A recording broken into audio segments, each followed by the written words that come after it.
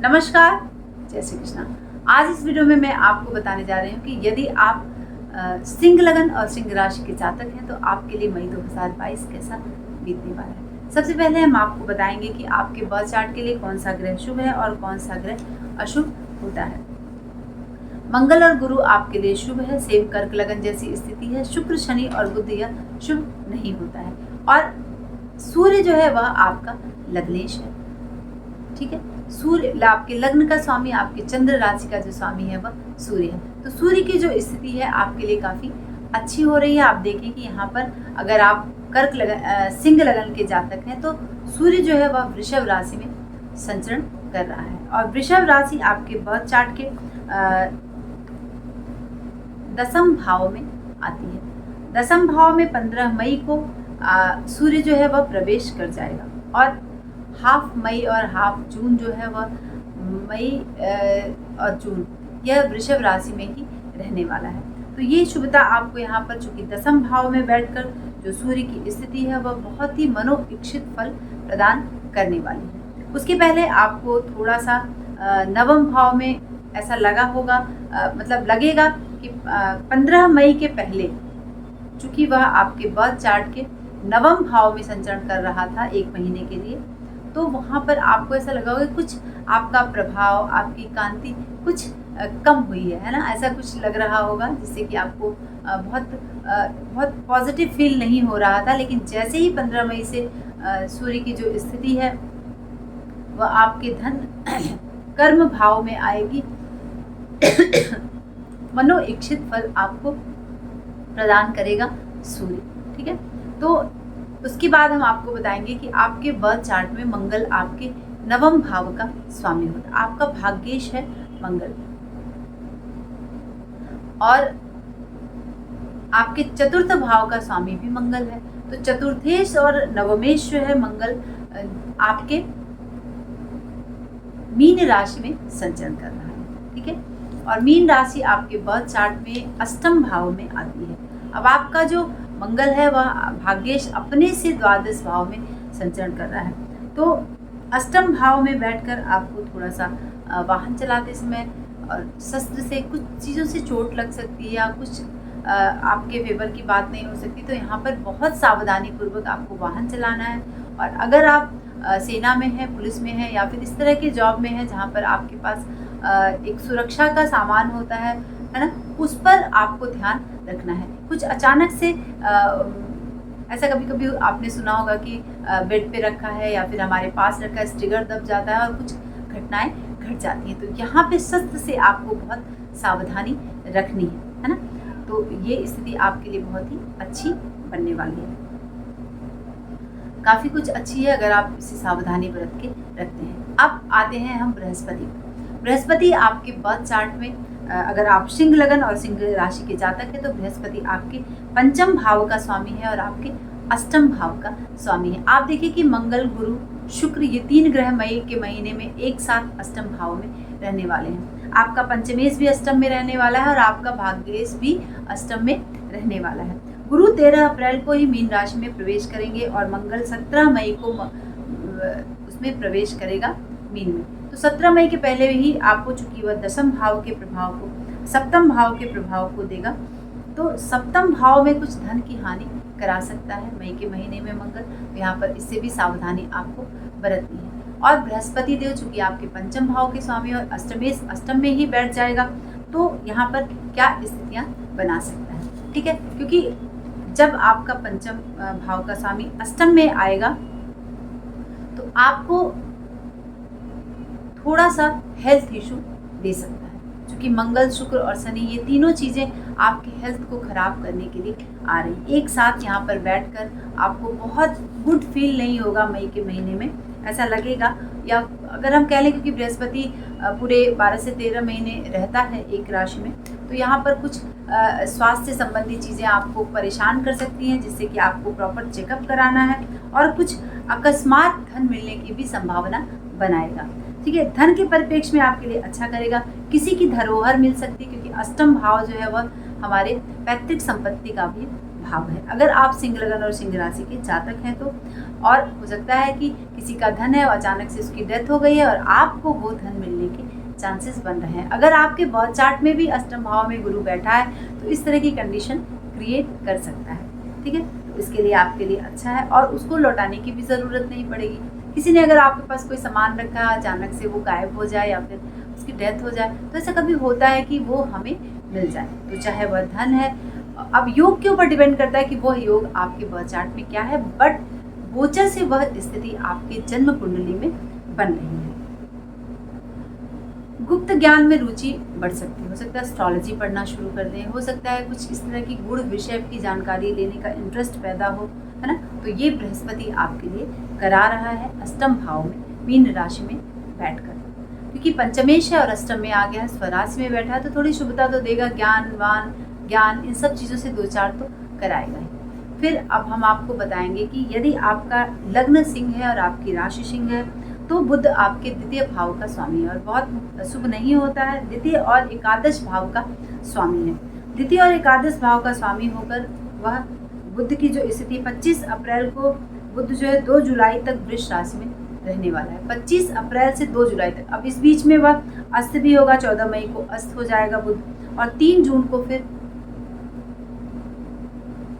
जो इसका उदय होगा, फिर 10 मई को वक्री हो जाएगा, फिर 3 जून को मार्गी होगा। तो वक्री, मार्गी, उदय, अस्त, ये कंडीशन आपको देखने के लिए मिलेगी बुध की 25 अप्रैल से लेकर 2 जुलाई तक, है ना। तो 2 जुलाई तक यहाँ पर बुध की जो कंडीशन है आपको यहाँ पर होगा। और वृषभ राशि आपके बर्थ चार्ट के दसम भाव में आती है। तो दसम भाव में चूंकि आपका लग्न अगर सिंह है तो दसम भाव में बुध की स्थिति बन रही है और आपका लाभेश भी है, तो आपको थोड़ा सा यहाँ पर ऑफिस के काम को व्यवस्थित करना है। ठीक है, लोगों से आपका परिचय बढ़ेगा, लेकिन कुछ गलतियाँ जोड़ घटाने में इस तरह की हो जाएंगी जिससे कि आपको थोड़ा सा अधिकारियों से डांट सुनने की संभावना बन रही है। अगर आप लेखन का कार्य करते हैं या फिर अगर आप ज्योतिषी हैं तो यह समय आपके लिए ठीक नहीं है और आप सिंह लगन के जातक हैं तो यहाँ पर आपको सावधानी बरतनी है इन इतने दिनों में, क्योंकि जब वह अस्त होगा तो भी दिक्कत आएगी और अगर वह वक्री होगा तो भी आपको दिक्कत आएगी। तो ये कंडीशन थोड़ी सी यहाँ पर क्रिएट हो सकती है। अब आपको जानना है कि शुक्र की स्थिति क्या है गोचर से, और आपके बर्थ चार्ट में शुक्र आपको जानना है कि कैसे बैठा हुआ है। मैं एक एक चीज़ को आपको बहुत ही क्लियरली बहुत ही सही तरीके से, बहुत ही आसान तरीके से समझाने की कोशिश करी। कौन सा ग्रह आपके लिए इस महीने में बेनिफिट दे रहा है, कौन सा ग्रह आपके लिए खराब है और क्या उपाय आपको यहाँ पर करना है। शुक्र आपके बर्थ चार्ट के तृतीय और दसम भाव का स्वामी होता है। ठीक है, अब यह शुभ स्थिति नहीं है, दशमेश है और आपका तृतीयेश है। और शुक्र जो है 23 मई को मेष राशि में 27 अप्रैल से 23 मई तक वह आपके मीन राशि में रहेगा, तत्पश्चात वह मेष में प्रवेश करेगा। तो 27 अप्रैल से लेकर 23 मई तक का जो शुक्र का प्रभाव है वह आपके दसम भाव यानी शुक्र आपके मीन राशि में संचरण करेगा, आपके अष्टम भाव में संचरण करेगा। तो जब अष्टम भाव में शुक्र संचरण करेगा तो अगर स्त्री का सुख आपको मिल सकता है। ठीक है, ये स्थिति आपके लिए अच्छी है। हाँ, पर स्त्री से संपर्क नहीं बनाना है, आपको यहाँ पर बहुत सावधानी रखनी है और उसी से धन भी आपको मिलेगा, व्यवसाय ठीक चलेगा, फ़ायदा भी होगा आपको, लेकिन थोड़ा सा उससे बचना है। ये कंडीशन बन सकती है कि आपका जो रिलेशनशिप है वो अदर कहीं बन सकता है, महिला है तो भी, पुरुष है तो भी। ठीक है, तो आपको पैसे खर्च होंगे और स्त्री का सुख आपको ना के बराबर हम कह सकते हैं। ठीक है, और व्यवसाय में आपको लाभ नहीं होगा क्योंकि शुक्र जो है वह अष्टम में यानी आपका दशमेश और आपके तृतीय भाव का स्वामी जो आपके अष्टम में यहाँ पर संचरण करेगा। मंगल, गुरु और 3 ग्रहों का जो एक कॉम्बिनेशन यहाँ पर दसम भाव में बन रहा है, तो ये स्थिति हो सकती है। तो आपको सफ़ेद चीज़ों का दान करना है अगर आपको बहुत कार्य क्षेत्र में बेनिफिट लेना है।